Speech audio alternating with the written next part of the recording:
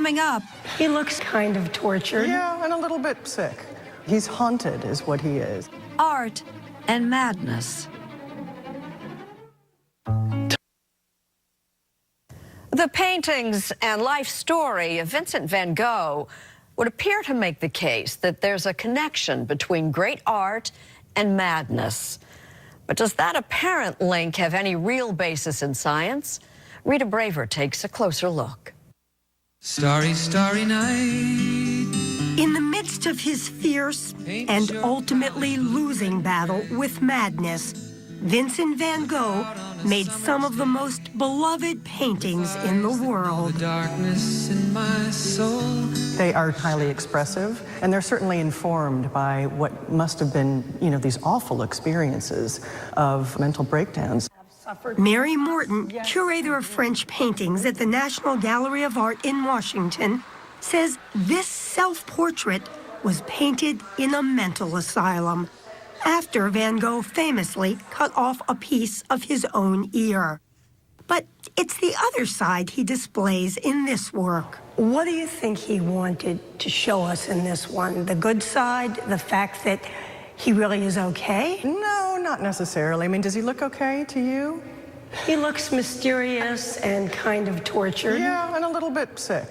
He's haunted is what he is. He looks very haunted, and I think that he's expressing that in a very honest way. Months later, Van Gogh is widely believed to have committed suicide. And he is just one of scores of visual artists, writers, musicians, and other creative people who are known or believed to have suffered from mental illness. Study after study after study has shown that there is a disproportionate rate of mood disorders, in particular in highly creative people. Kay Redfield Jamison is professor of psychiatry at Johns Hopkins University School of Medicine and is considered a leading expert on mood disorders in artists. What is known about what goes on in the brain that might create a relationship between mania of some kind and creativity?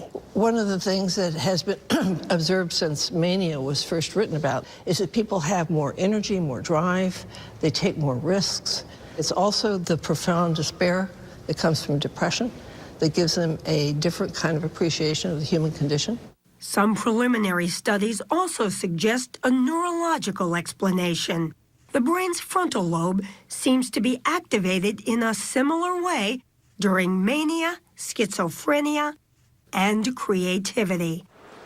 But whatever the reason, Jamison says, artists who suffer from mental illness, like Pulitzer Prize-winning poet Robert Lowell, whom she has studied extensively, share an important trait.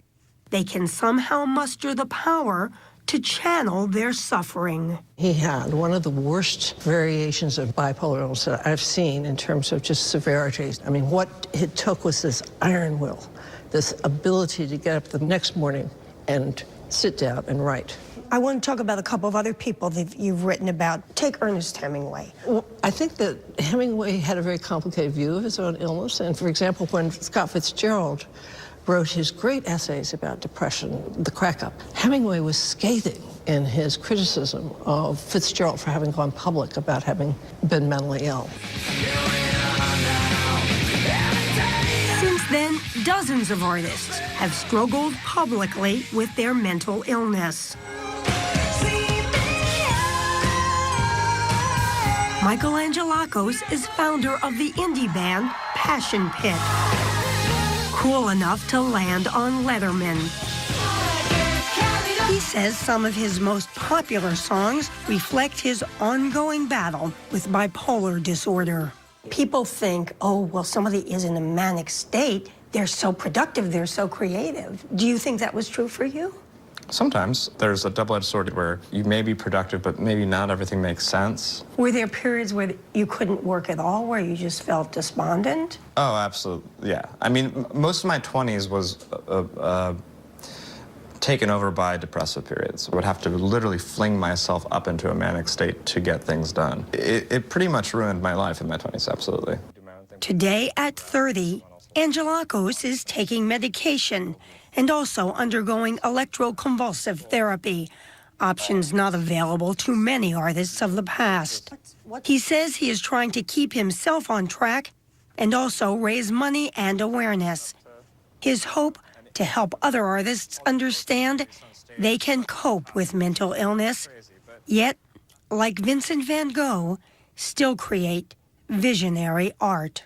We don't want our artists to be like everybody else. We want them to provide the kinds of emotional experiences that are not mundane, and certainly Van Gogh does that for us.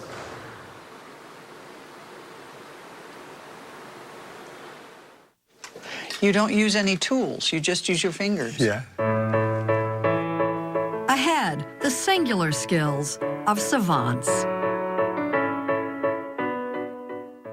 This portion of Mind Matters, a special edition of Sunday Morning. Here again is Jane Pauley. The mental abilities of savants never fail to astonish. Throughout the morning, Susan Spencer will be introducing us to some remarkable people. Alonzo Clemens is able to work part-time. Do you like your job at the Y? Yeah. Pick trash. Uh-huh. But a childhood accident left him with a traumatic brain injury. He can't read or write or do math. This is your studio, as it were. And yet, astonishingly, he can do this. When did you make him? On the weekend. This past weekend? Yeah. As naturally as the rest of us breathe, Alonzo can sculpt. His meticulous creations fill his Boulder, Colorado apartment. He's made hundreds of them, all with his bare hands. When you make an animal, what are you thinking about? Run around the pasture. You can see it running in the pasture? Yeah. This is the clay. Okay. And this is how you start every piece. Yeah. He can't explain how he does it, What are you going to make? Horse. but he loves to show you how. You just use your fingers. Yeah. We watched him work out every detail, from the mane to the muscles, all with apparent ease. Is Alonzo a savant? Yes, no question. Hi. Psychiatrist Daryl Trefford is research director at the Trefford Center in Fond du Lac, Wisconsin, This is the largest planet, Jupiter. and is a leading expert on savants of all ages. 67 satellites. Savant syndrome is a rare but remarkable condition in which someone with a disability has a striking ability that stands in stark contrast to overall handicap. Dr. Trefford says Alonzo is what's called an acquired savant. It's believed that his head injury somehow rewired his brain, He's coming along, isn't he? damaging cognitive abilities, but freeing up extraordinary artistic gifts. That took you 15 minutes at most. I could take 15 years, and I couldn't do that. Do you think Alonzo would be making horses today if he'd never had that accident? Probably not. He's an artist. Nancy Mason has worked as Alonzo's assistant for more than 2 decades. What is it like for you when you watch him work?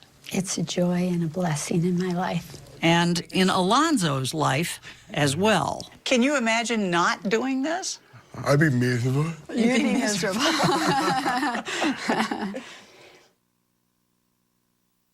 And I'm going to find out whether I have any special powers. We'll find out. An investigation into the sixth sense is next. Or did you know that?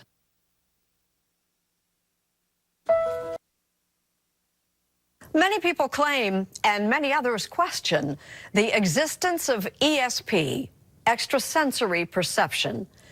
Erin Moriarty of 48 Hours has gone searching for answers. This is Uri Geller. In the 1970s, a handsome ex-Israeli army paratrooper popularized extrasensory perception, or ESP.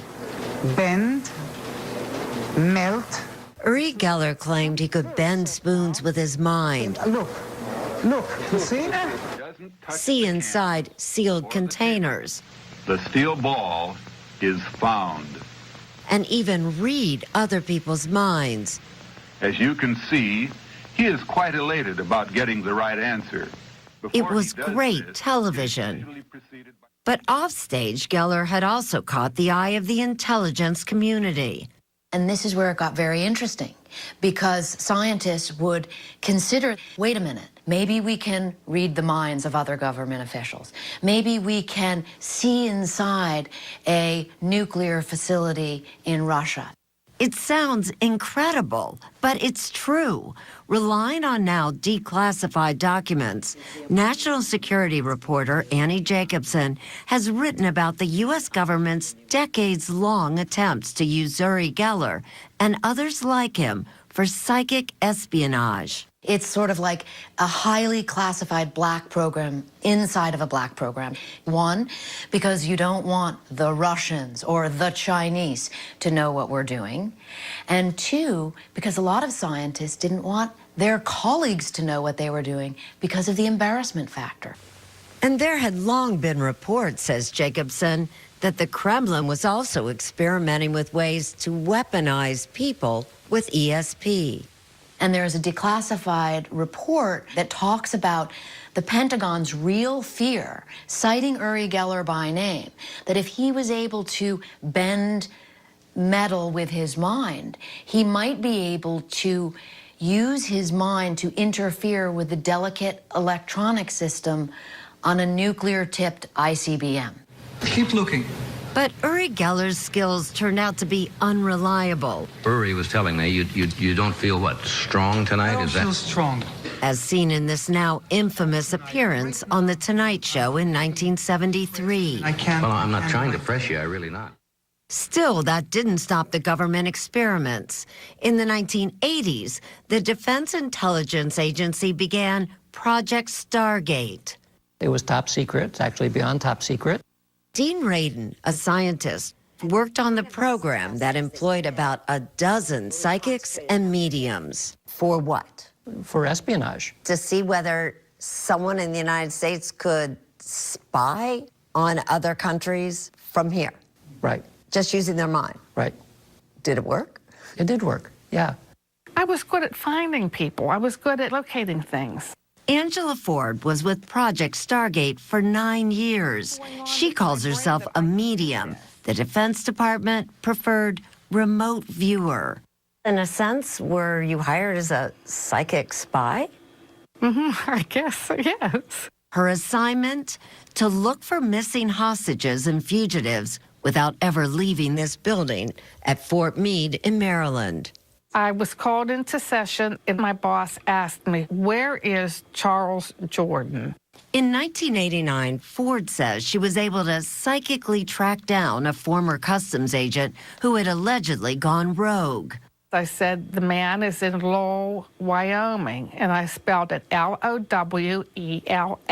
Ford was off by a letter. It was Lovell, Wyoming. Well, when my boss went to Customs and said, we're still getting the Wyoming feeling, Customs said, as we are speaking, we are apprehending Charles Jordan 100 miles west of Lovell, Wyoming.